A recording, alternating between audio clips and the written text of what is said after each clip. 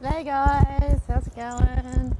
Okay, today I was thinking about different D types, as in not just like tops and status and masters and dominance, but the fact the different sexes of the D types, males and females. Now, males and females will D or dominate in different ways. Generally because, males are more of a physical thing and females are more of a, social thing. It's not to say that one can't do the other.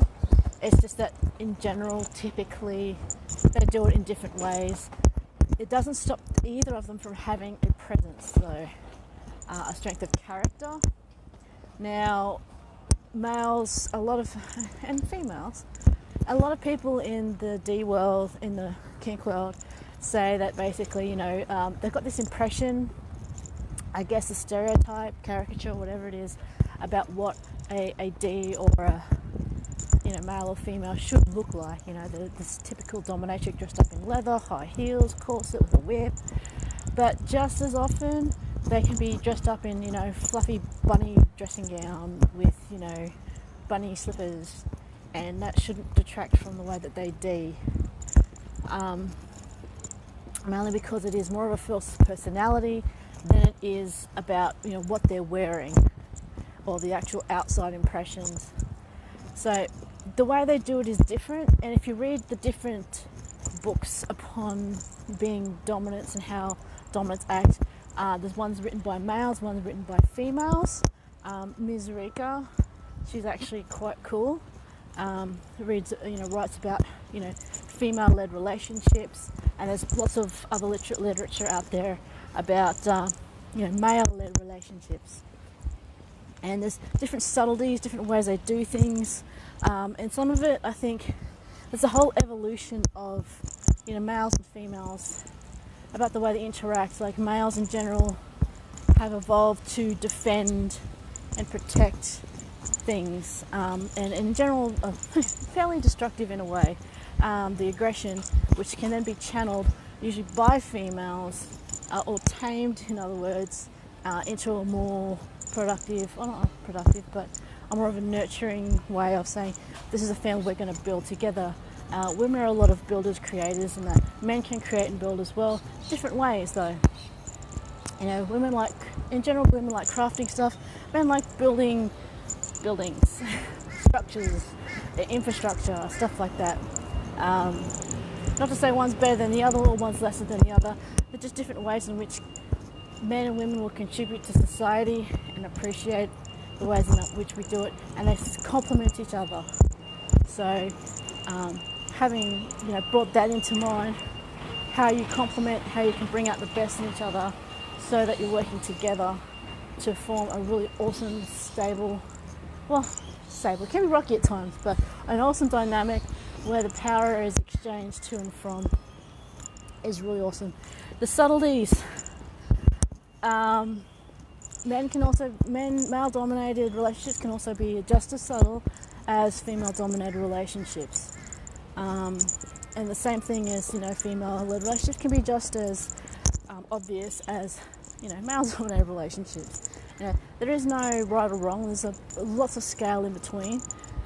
Little things you'll see, such as, a certain amount of deference to their partner, ways in which they bring up things, not obviously correcting somebody in front of somebody else, things like that. And it's interesting to read up on, it's interesting to talk to people about. There was a lot of questions recently when it was basically, how people can find the Ds of their dreams. And the Ds are out there, they're looking. It depends on what kind of style would suit you. Some people, they crave one of a particular sex, but in reality it will work best for them to be of one that they didn't think of before. It just comes down to different styles and the way that they dominate. And the way in which your life works, the way in which you think, and you will evolve and change. And some people I know, they used to be D's in a particular relationship and then they change to be S's, and sometimes they switch. So think about that. Different types of D's that you have around, they call themselves tops, which are different again from dominants, are different again from masters and owners, and a lot of people will put that in as well as status. The way they work, it's different for each one, but you'll notice when you think about a general sort of a general trend in the way that they will dominate and the way that they handle their relationships. And some of it is stereotypical, yes, because that's the way it works, that's the way human nature is in general. There's always exceptions, you've got to remember that. So anyway, there's a lot of male-oriented written literature out there with regards to D, and there's a few female ones out there.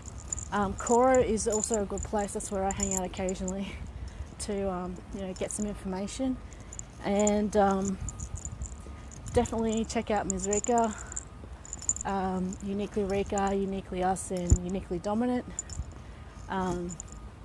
She also has a lot of good information. She's been in a relationship for a while. Occasionally have a chat with her online. I don't get around to it as often as I should though. Anyway, so have that going in your mind, how the different sexes will dominate.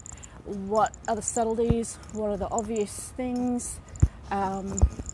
People that you know that do it, how it works for them, how long they've been in their relationships, how they handle things, how they run it.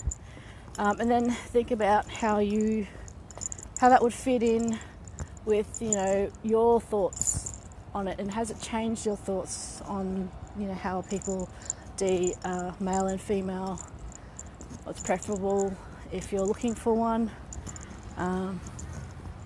You can look for one, but they usually kind of seek you out as well. It's a mutual thing. It kind of happens sometimes. So also think, don't lock yourself into any particular type or style. Just be open to all sorts of things and try things out. And remember to communicate and be honest. And if they don't like your honesty, then quite probably they're not the one for you. But then you've also got to critique yourself pretty harshly as well. Anyway, that's it for Friday. Oh my God, thank God it's Friday. And it's overcast again. I'll see you guys later. Have a good weekend.